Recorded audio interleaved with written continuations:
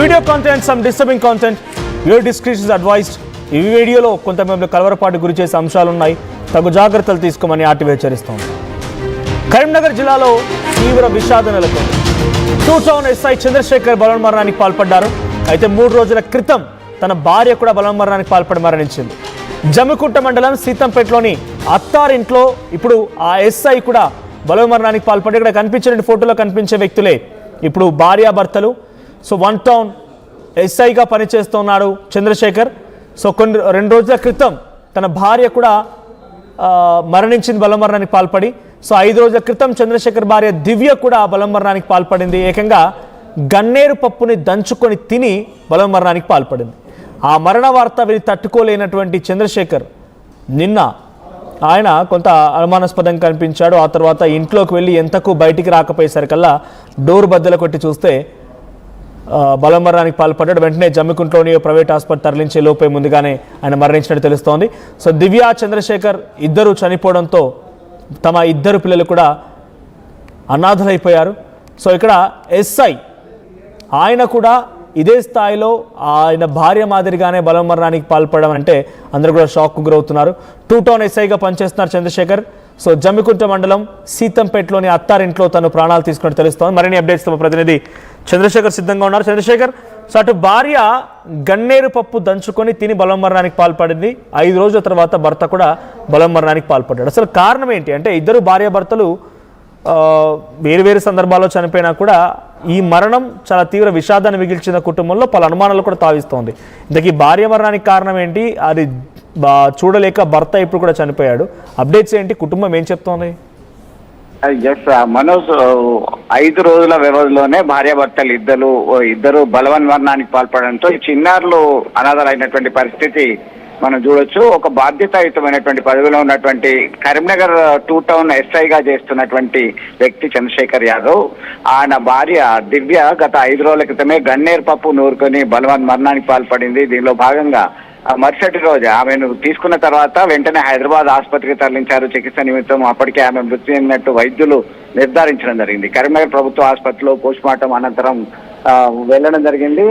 ఎవరైతే దివ్య తండ్రి ఆయన కరీంనగర్ 1 టౌన్ పోలీసులకి ఫిర్యాదు చేయడం జరిగింది. తన కూతురు కడుపు నొప్పి భరించలేక బలవన్మరణానికి పాల్పడింది అని చెప్పి. అయితే ఇంటర్నల్ గా కొద్ది రోజుల నుంచి దంపతుల మధ్య గొడవలు జరుగుతున్నట్టుగా సమాచారం అంటుంది. దీనిలో భాగంగానే మృతి చెందిందా లేదంటే నిజంగా కడుపు నొప్పి వచ్చిందా అనేది తేలాల్సి ఉంది పోలీసుల దర్యాప్తులో. దానిలో భాగంగా ఆయన అంత్యక్రియలకు హాజరయ్యారు. భర్త హాజరైనటువంటి సందర్భంగా అక్కడ బంధువులు గ్రామస్తులందరూ కూడా ఈయనను దూషిస్తూ దాడికి పాల్పడేటువంటి ప్రయత్నం చేశారు. వెంటనే మామ ఇతన్ని రెస్క్యూ చేశారు. ఆ రూమ్ లో వేసి తాళం వేసి అల్లుడిని రక్షించడం జరిగింది. అయితే పోలీస్ ప్రొటెక్షన్ తోనే ఆయన బయటకు వచ్చారు. ఆ తర్వాత మరుసటి రోజు మళ్ళీ మిగతా కార్యక్రమాలకి ఫార్మాలిటీస్ కి అత్తగారింటికి రావడం జరిగింది. దానిలో భాగంగా ఏం జరిగిందో ఏందో మొన్న నుంచి గత 5 రోజుల నుంచి ఒకటే తీవ్ర మనస్తాపంతో ఉన్నారు. ఒకవైపు భార్య బలవన్మరణము, దాంతో చిన్నారులు 2 అనాథలైనటువంటి సందర్భము.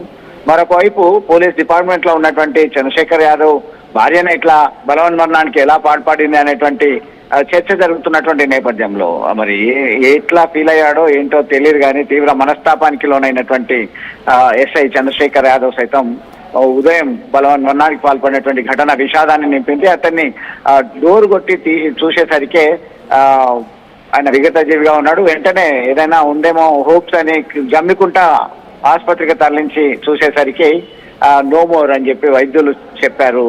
మనోజ్, రైట్. సో చంద్రశేఖర్ కూడా ఇప్పుడు బలవన్మరణానికి పాల్పడ్డాడు. సో గొడవలు ఉన్నాయని చెప్తున్నారు. సో ఈ గొడవలు నిజమెంత, ఆ కుటుంబం ఏం చెప్తోంది? అటు దివ్య తల్లిదండ్రులు అంటే దివ్య తల్లిదండ్రులు ఉన్న చోట అత్తవారింట్లో చంద్రశేఖర్ బలవన్మరణానికి పాల్పడ్డాడు. సో ఈ సంఘటన పైన పోలీస్ శాఖకు సంబంధించిన వ్యక్తి బలవన్మరణానికి పాల్పడ్డాడు కాబట్టి పోలీసులు ఎలా విచారించబోతున్నారు, ఏం జరిగింది? ఎస్ మనోజ్, వాస్తవంగా పోలీస్ కంప్లైంట్ మాత్రము స్వయంగా ఆ చంద్రశేఖర్ వాళ్ళ మామయ్య అంటే భార్య తండ్రి స్వయంగా కడుపు నొప్పి భరించలేకనే తన కూతురు ఇట్లా బలవన్మరణానికి పాల్పడిందని చెప్పడం జరిగింది. దీనిలో భాగంగా పోలీసులు కరీంనగర్ 1 టౌన్ సిఐ రామచంద్రరావు అదేవిధంగా ఎఫ్ఐఆర్ నమోదు చేయడం జరిగింది. అదే నడుస్తున్నది. అయితే దీనికి సంబంధించి ఇంటర్నల్ గా జరిగినటువంటి విషయాలు ఇంకా బయటకు రావాల్సి ఉంది. ఇదే సమయంలో ఆయన సైతం బలవన్మరణానికి పాల్పడినటువంటి ఘటన వెనుక తీవ్ర మనస్తాపము, అవమానము ఇవన్నీ కూడా కారణాలు అయి ఉంటాయని చెప్పేసి భావిస్తున్నారు. పోలీసులు సమగ్ర దర్యాప్తు జరిపి పూర్తి విషయాలు చెప్తామని చెప్తున్నటువంటి పరిస్థితి. ఇప్పుడిప్పుడే జరిగినటువంటి విషయం కాబట్టి ఇంకా సమగ్ర సమాచారము మరికొన్ని గంటల్లో వచ్చే అవకాశం ఉంది. Manoj. Thank you Chandrashekhar. So భార్య ఏమో కడుపు నొప్పుతో భరించలేక గన్నేరు పప్పుని దంచుకొని తిని చనిపోయింది. సో తన అంత్యక్రియల కోసమని ఇంటికి వెళ్ళి అక్కడ అత్తవారింట్లో భర్త చంద్రశేఖర్ ఈరోజు బలవన్ మరణానికి పాల్పడ్డాడు. అటు భార్య మరణాన్ని జీర్ణించుకోలేక తర్వాత ఆయన కూడా తను చాలించేశాడు. ప్రస్తుతానికి ఈ ఇద్దరి మరణంతో వారిద్దరి పిల్లలు అనాథలైపోయారు. సో ఆల్రెడీ పోలీసులకు కూడా అటు దివ్య తండ్రి ఫిర్యాదు చేసినట్టు తెలుస్తోంది. తన కూతురు కడుపు నొప్పి భరించలేకనే గన్నేరు పప్పుని దంచుకొని చనిపోయిందన్నట్టుగా దివ్య తండ్రి ఆల్రెడీ పోలీసులకు ఫిర్యాదు చేశాడు. ఇటు భర్త చంద్రశేఖర్ కూడా భార్య మరణాన్ని జీర్ణించుకోలేక ఈ రకంగా చేసుకున్నట్టుగా తెలుస్తోంది.